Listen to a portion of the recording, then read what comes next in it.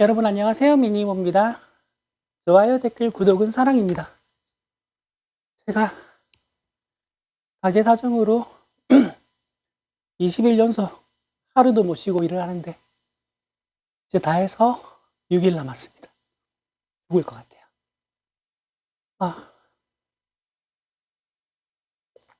그나마 오늘 가게가 좀 조용해서 쉬긴 쉬었는데 그래도 집에서 쉬는 거하고 가게 앉아서 쉬는 거하고 차이가 있으니까 조금 많이 힘들어요. 제가 최근에 각기 다른 세 사람한테 똑같은 이야기를 들었어요. 뭐냐 하면 제 컨텐츠를 들으면 어렵대요. 그래서 이게 왜 어렵지 하면서 제 최근 컨텐츠를 몇 개를 다시 들어봤거든요. 올리고 나면 다시 잘 안 들어봐요. 그러니까 제가 방송을 대본도 없고 뭐 가끔 메모는 하는데 메모를 안 할 때도 많고 그냥 머릿속으로 대강 정리를 했다가 떠들다 보니까 좀 두서가 없지 않을까라는 생각을 해봤는데 최근 걸 좀 들어보니까 제가 본 뉴스를 다른 사람도 다 봤겠지라는 식으로 이야기를 하는 게 제법 되더라고요. 이거 내가 잘못했구나. 왜냐하면 제가 일상 이야기 유튜브를 하려고 만들었다가 아예 정치 유튜브로 돌아서 버린 그날부터 해서 제가 한 두세 번 말을 했던 적이 있는 것 같은데 저는 제 유튜브를 본 사람 중에서 단 한 명이라도 내 유튜브를 보고 모르는 사실을 알게 됐고 그리고 단 한 명이라도 이제 우리 쪽 범민주 진영의 정치 상황에 관심을 가지게 되면 저는 지금도 수익은 나지 않아요. 수익 창출 요건이 아직 갖춰지지 않았어요. 돈 한 푼 안 되는 이 유튜브 저는 그걸로 그 한 명 때문에라도 의미가 있다고 생각을 했는데 그래서 정치 유튜브를 전혀 안 보는 사람이라도 제 유튜브를 보면 그래도 뭐 하나라도 알게 되게 할 거다라고 시작한 유튜브인데 그걸 제가 내용을 어렵게 해버렸더라고요. 반성합니다. 죄송합니다. 그래서 이제 오늘도 몇 가지 뉴스를 전달하려고 합니다. 제가 어제 방송에서 말씀드렸는데 5월 3일은 그 헌법재판관 마은혁 재판관의 임명에 대한 권한쟁의 심판이 있었던 날입니다.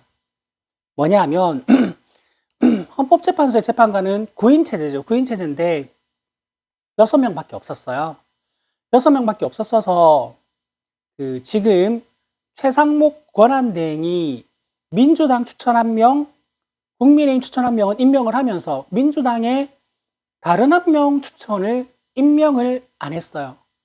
그래서 헌법재판소에서 그거를 최상목 권한대행이 잘못했다라고 다투고 있었는데 이게 의미가 뭐냐면 대통령의 탄핵 심판을 헌법재판소의 9인 체제가 완성이 된 후에 하는 것이 옳다라고 하는 건데 최상목은 여야 합의가 안 됐다면서 뜬금없이 임명을 안 해버려요. 그렇게 하면 안 됩니다. 국회에서 결의에 의해서 올라간 거는 국회에서 통과된 거예요. 국회에서 통과가 됐다는 거는 여야 합의가 됐든가 말든가 국회에서 정상적인 법적 절차에 따라서 시스템에 따라서 추천이 된 거고 그리고 우리나라 법에는 추천되면 대통령이 임명하여야 한다라고 돼 있단 말이에요. 그럼 임명해야 되니까 임명하면 되는 건데 그걸 안 하는 이상한 미친 새끼들이 있을 거라고 법을 만드는 사람도 생각을 못 했던 거예요. 근데 윤석열은 그런 방법을 이용해서 국정을 망가뜨리고 있었는데 그거를 권한대행이라는 새끼가 똑같이 하고 있다는 겁니다. 자, 그래서 어제는 그런 날이었는데 그래서 저도 자고 일어나서 제일 먼저 그 뉴스부터 찾아봤는데 헌법재판소가 선고를 연기했어요. 2월 10일에 변론을 한 번 더 듣기로 했다고 기사가 난 거예요. 그래서 이거 뭔 또 개풀 뜯어먹는 기사야 이러면서 저도 이제 여기에 대한 의미 해석이 좀 힘들었거든요. 근데 이게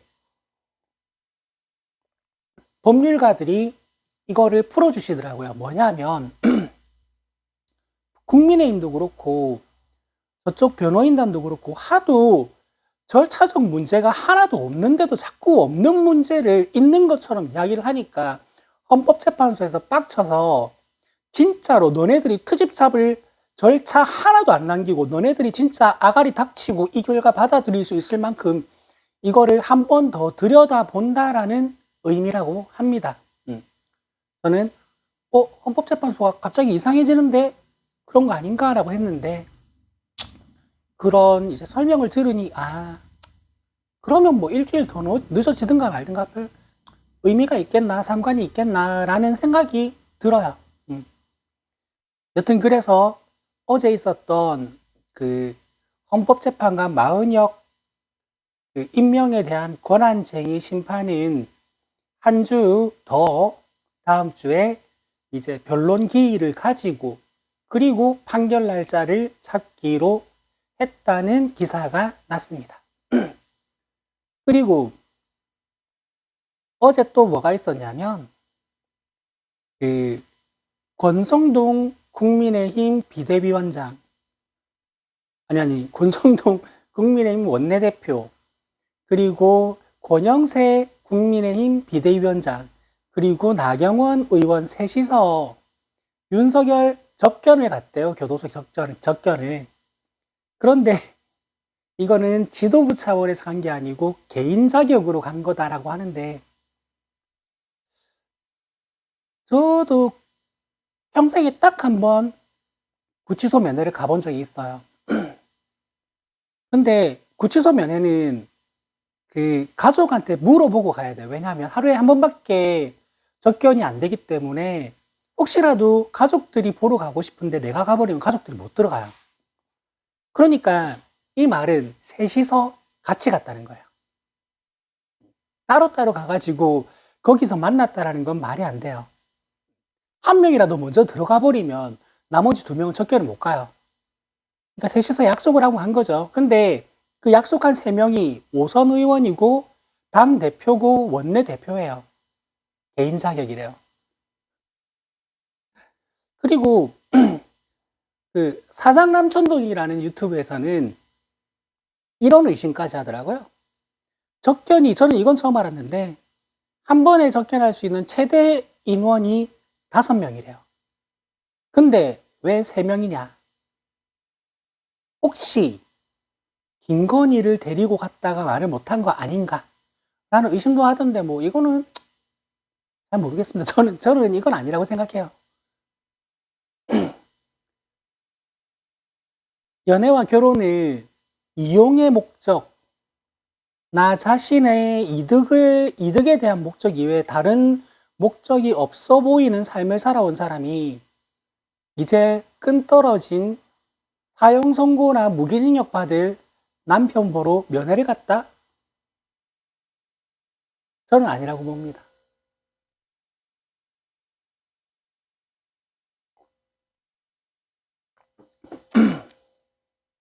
아니 사실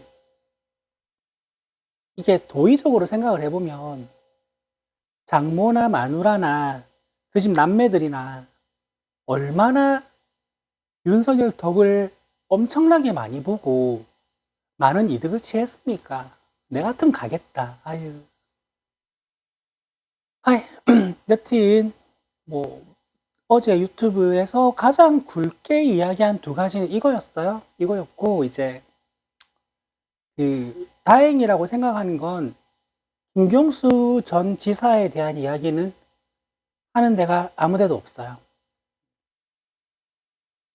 다시 한번 말씀드리지만 김동연이, 김경수가, 김부겸이 어떤 다른 목소리를 냈다라는 기사가 앞으로 나오게 된다면 여러분도 그렇구나 하고 넘어가시면 돼요. 주위 사람들이 거기에다가 대고 해도 야 그냥 그렇구나 하고 넘어가면 돼.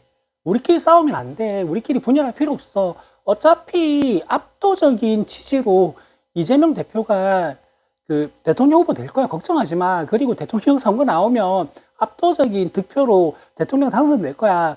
그러니까 우리끼리 싸울 필요 없어. 라고 말씀을 해주시면 됩니다. 신경 끄시면 됩니다. 여튼 항상 저는 그게 너무 싫었어요. 내부 분열이. 저는 민주당에서 꼬마 민주당으로 떨어져 나온 거, 열린우리당이 된 거. 근데 그 열린우리당 그 조그만한 당 안에서 또 싸우는 거. 통합진보당 안에서 또 싸우는 거. 여러분 진보 쪽의 정당에서 정당 내부에 같은 당원들이 생각이 비슷한데 조금 다른 사람들 싸우는 거 못 보셨죠? 이거는 극우랑 극좌 싸우는 거는 애교입니다. 진짜 부모 죽인 원수랑 싸우는 것처럼 싸워요.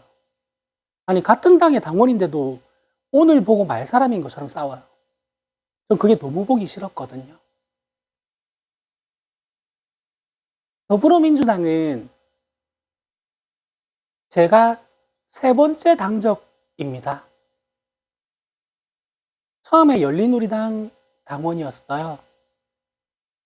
그 노무현 전 대통령이 탄핵소추안이 국회에서 통과됐을 때 빡쳐서 이래저래 알아보다가 아 일이 이렇게 돌아간 거였구나 하고 입당을 했었습니다.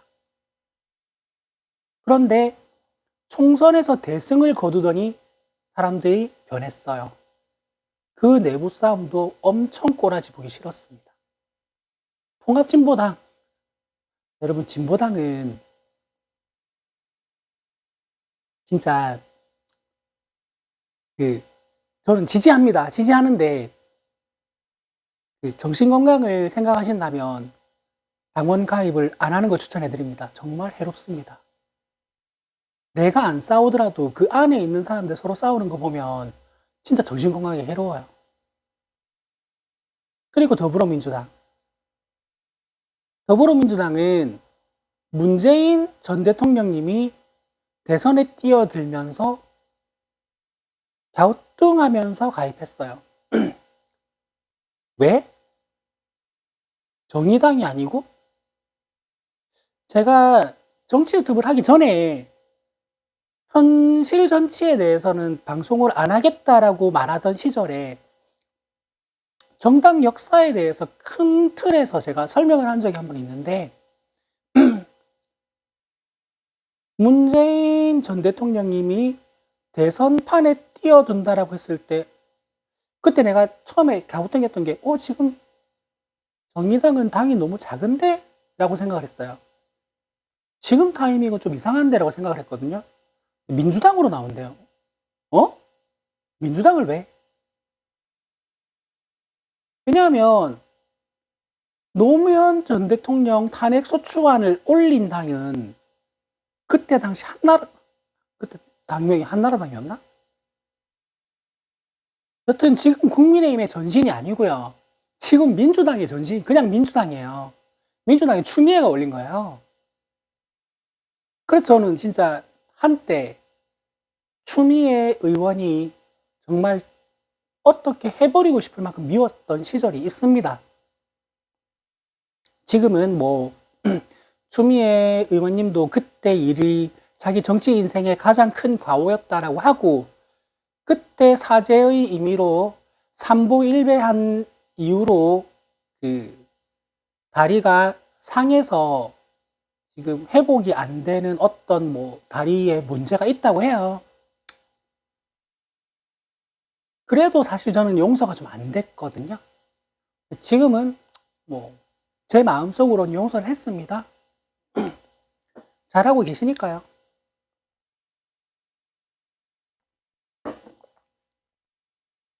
민주당에 입당한 이후에도 당원 단톡방이나 당원 모임에는 전 잘 안 나가요. 한때 그때가 20대 총선 때, 20대 총선 때 위기의식이 있어서 이제 총선 국회의원 선거하는 선거사무소에서 자원봉사를 되게 활발하게 했었어요. 이 이야기는 제가 아예 컨텐츠를 뽑아가지고 초창기에 했었는데, 그때도 염증을 느끼고 단톡방도 나오고 밴드도 나오고,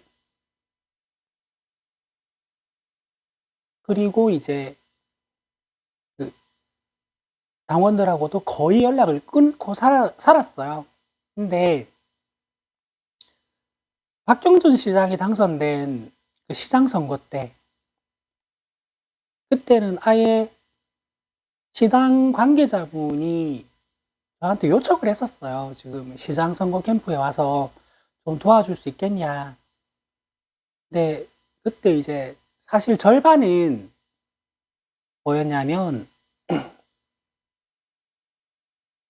안 하고 싶었어요. 이게 내부를 들여다보면요.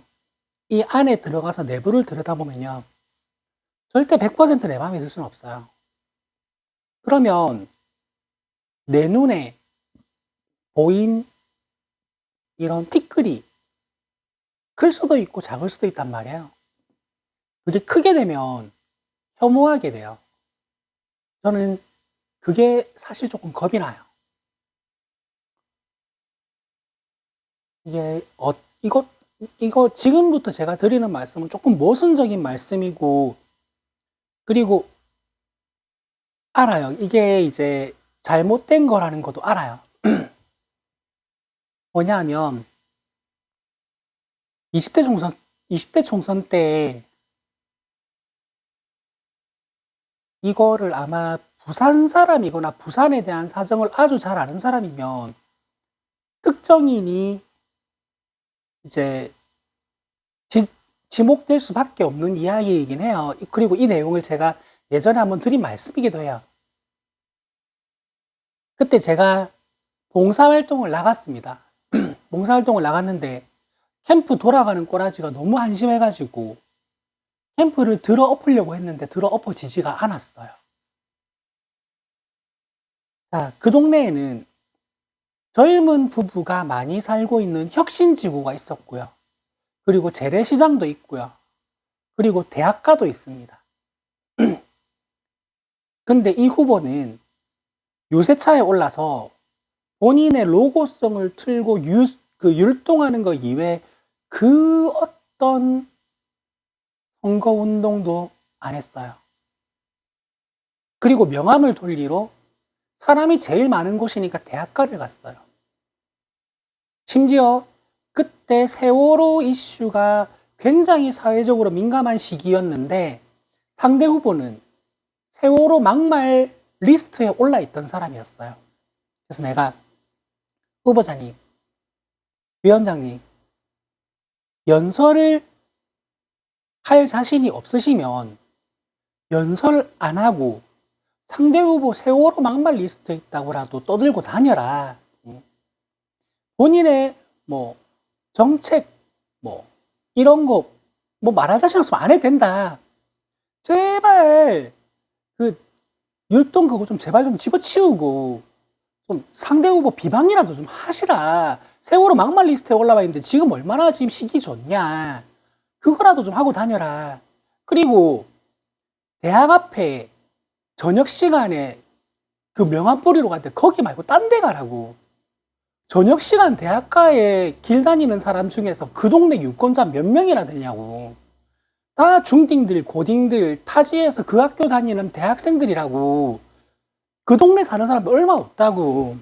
그리고 또 경로당에 선거운동원들 데리고 가가지고 그 어깨 주물라고 다리 주물라고 그러고 그 사람들 우리 백날 가서 주물러도 안 찍는다 우리. 그리고 그 재래시장 좀 그만 가라. 왜 재래시장 보내가지고 우리 빨갱이 소리 듣게 만드냐. 그리고 혁신지구는 도대체 왜 안 가냐. 선거운동 사무실에 앉아가지고요. 제가 항의 전화를 받았거든요. 선거운동 사무실에 앉아 있어서 항의 전화 받으면 대부분 이겁니다. 시끄러우니까 유세차 좀 치워달라. 제가 받은 항의 전화는요, 혁신지구에서 전화가 왔어요. 왜 이 동네 유세차 안 오냐? 왜 이 동네 선거운동하러 안 오냐? 민주당 찍을 사람이 이 지역구에 이 동네가 거의 다일 건데 왜 이 동네는 안 와? 미치고 팔딱 뛰겠는 거예요. 근데 말이 안 먹혀요. 이 꼰대 대의원들이 너네가 선거를 해봐야 몇 번을 해봤냐라면서 선거는 원래 이렇게 하는 거라면서 안 바뀌어요. 돌아버리겠는 거예요. 그리고 이제 그 토론회 준비를 하는데 그때가 토론회 3일 전이었던 걸로 기억이 납니다. 왜냐하면 토론회 이틀 전에는 이제 선거사무소에 있는 사람들이 예상 질문을 각자 몇 개씩 적어 와가지고 질문을 하는 연습을 했거든요. 그래서 그 전날 제가 물어봤어요. 위원장님 공약 중에서 첫 번째 공약이고 제일 큰 공약이 제2환경 터널을 뚫는다는 건데 저는 제2환경 터널을 도대체 어디서 어디로 나가는 걸 뚫어야 되는지 전 이해가 안 되거든요. 이게 뚫는 목적이 뭐고 입구가 어디고 출구가 어딥니까? 이러니까 몰라요. 본인 공약인데 몰라요. 그냥 토목 공약 하나 내지른 거야. 그래서 내가 아니 지금 후보 토론에 지금 며칠 남았다고 그걸 모르면 어떡해요. 하니까 사인펜을 하나 집어들더니 선거사무소에는 이제 그 동네 지도가 있습니다. 지도를 한참 보더니 서들 하나 끄더라고요. 그게 뭐냐면 센텀시티와 국제금융센터 사이에 출퇴근 시간을 줄이겠다는 목적이래요. 근데 출구가요. 산중턱 왕복 1차선 도로였습니다. 근데 거기는 문현동에서 동래 쪽으로 넘어가는 지름길이기 때문에 새벽 시간 이외에는 항상 막히는 길이에요. 거기다가 터널 출구를 내겠대요. 내가 1번, 2번 말고 다른 번호가 있었으면 전 그거 찍으려고 했어요. 근데 아쉽게도 그 총선에는요, 선택지가 둘밖에 없었습니다. 근데 내 손으로 새누리당을 찍을 수는 없었습니다. 그래서 내가 민주당을 찍었습니다. 유권자로서 권리는 지켜야겠고, 도저히 내가 본 저 사람은 국회의원의 자격은 없는 사람인데, 그렇다고 국민의힘, 그때 당시 새누리당을 찍을 수는 없으니, 진짜 저 개표소 들어가가지고요. 개표소래. 투표 천막 안에 들어가서요. 한숨을 푹 쉬고 찍었습니다. 그러니까 저도 알아요. 제가 당적을 가지고 있는 당이라고 해서 제가 당적을 가지고 있는 당의 모든 정치인이 훌륭한 정치인이 아니라는 거 압니다. 인정합니다. 그리고 그런 사람이 지금 국회에 한 명도 없을까? 저는 그렇게 생각 안 합니다. 있을 겁니다, 아마. 그리고 제가 그거를 들여다보기 싫은 이유는요. 제가 내부 분열을 만들 것 같아서 들여다보지 않는 겁니다. 그리고 당원들과 깊은 관계를 가지는 거를 20대 총선이 끝난 이후로 끊어버린 거고요. 당내 분란을 혹시라도 내가 만들까 봐 그런 겁니다. 그리고 제가 여러 번 말씀드렸는데 저는 더불어민주당 당원이고요. 그리고 이재명 대표님은 정말 김대중 노무현을 이을 거인이라고 저는 굳게 믿는 사람입니다. 그런데도 저는 더불어민주당은 과반당 기분 좋죠. 근데 개헌선을 가지는 정당은 되면 안 된다라고 개인적으로 생각을 하는 당입니다. 하는 사람입니다. 그렇게 되면 안 돼요. 견제를 할 수 있는 당이 어떤 당이든 있어야 됩니다. 왜냐하면 개헌선을 가진 괴물 정당이 돼버리면요. 방금 제가 말씀드렸던 예처럼 그런 말도 안 되는 정치인이 섞여 있을 수밖에 없는데 탈인할 수도 있어요. 견제가 없는 권력은 존재해서는 안 됩니다.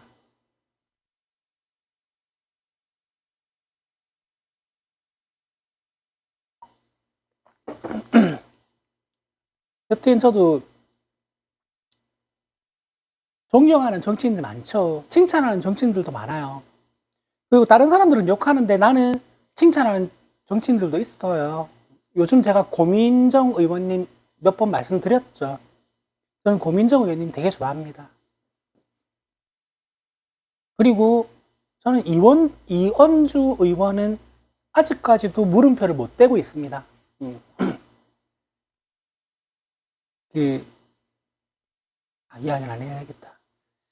여튼 이원주 의원이 21대에서 패배한 선거를 저는 바로 곁에서 지켜봤기 때문이에요. 그리고 이제 그때 이원주 의원을 상대로 이기신 그 박지호 의원님한테 이제 뭐 축하한다고 이제 개인적으로 말씀도 드렸고, 그래서 이원주 의원한테는 아직까지는 물음표를 조금 가지고 있겠습니다. 대신에 저는 비난은 안 합니다.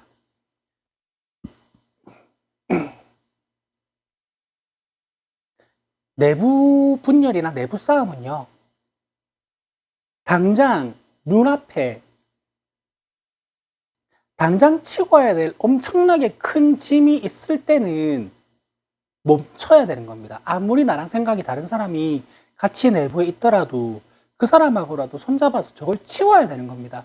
저걸 치우고 나서 눈앞에 산적한 큰 문제가 없을 때, 그때 네 말이 맞고 내 말이 맞고 네가 잘났고 내가 잘났고 다투는 거 저는 옳다고 봅니다.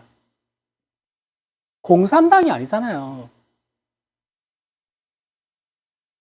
그러니까 양국관리법이라든지 뭐 금융투자세라든지 저는 민주당 안에서 당내 끝장 토론한 거 굉장히 건강하다고 봅니다. 그 양쪽의 의견 중에서 뭐가 맞다라고 제가 논평하지는 않겠습니다. 물론 개인적인 의견이 있습니다. 근데 그렇게 끝장 토론을 하고 나서 뭔가가 정해지면 거기로 뭉치면 되는 겁니다. 정해졌는데도 안 뭉치고 꿍시렁꿍시렁 거리는 거, 그거 눈앞에 있는 큰 돌 치우고 나서 하세요. 탄핵 인용되고 내란 형사처벌되고 김건희 특검법 통과돼가지고 관련자들 처벌 문제 끝나고 그러고 나서 싸우라고. 그러고 나서 정권 교체도 되고 그러고 나서 실컷 싸우세요. 실컷.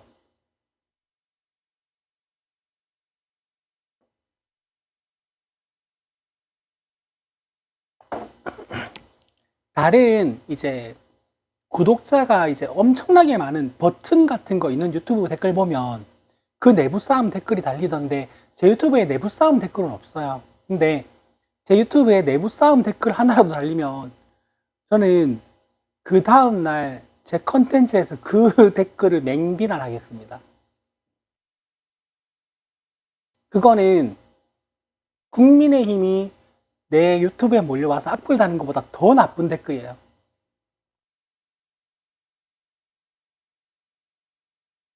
그러니까 눈앞에 큰 문제가 있는데 그 문제가 해결이 안 된 상태에서 그 문제를 앞에 두고 분열하는 거 저는 지겹도록 봤기 때문에 진짜 저는 거기 알러지가 있어요.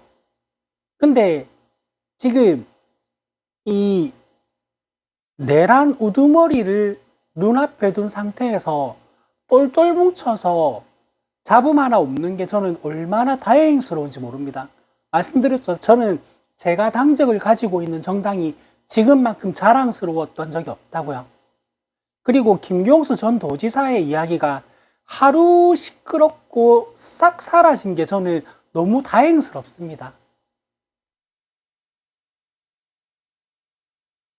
계속 그래야 됩니다. 계속.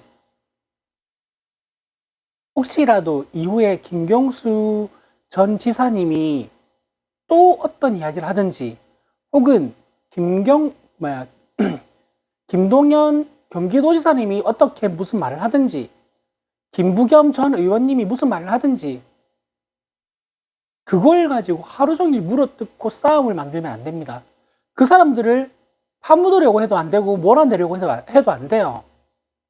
공산당이 아니잖아요, 민주당은. 이재명 대표님의 반기를 들면 그 사람 파묻어야 됩니까? 드러내야 됩니까? 아니에요. 그런 대화 나올 수 있는 대화입니다.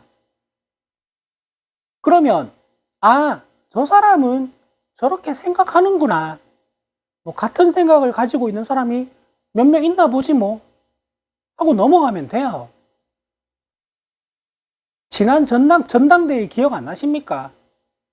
정말 네임밸류 없는 상대 후보들하고 전당대회를 했는데도 85%대 득표를 한 이재명 대표님이면 15%는 다른 목소리가 있는 거예요. 그 15% 다른 소리 내든가 말든가 왜 거기 득달같이 달려가지고 85%가 달려가가지고 물어뜯냐고. 안 그래도 돼요. 그 사람 왜 그렇게 생각할 수 있지 뭐 어쩌라고. 지금 이 상황에서 조기 대선 이제 시작돼서 경선 시작되면 이재명 대표님이 후보 안 될 것 같아요? 당연히 돼요. 당연히 되는 상황에서 그 상대 후보가 될지 안 될지 모르는 사람들이 내는 그 다른 목소리에 민감해 하지 말자고요. 아시겠죠?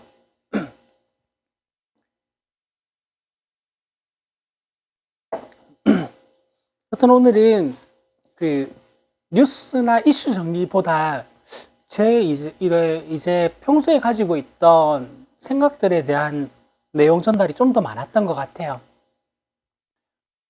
그러니까 이게 이제 요즘은 이상하게 이제 저도 뉴스가 막 여러 가지가 쏟아진 날은 메모를 해가지고 그걸 전달을 많이 드리는데, 그게 아닌 날은 제 개인적인 의견이나 평소 생각을 전달해 드리는 경우가 많은 것 같아요.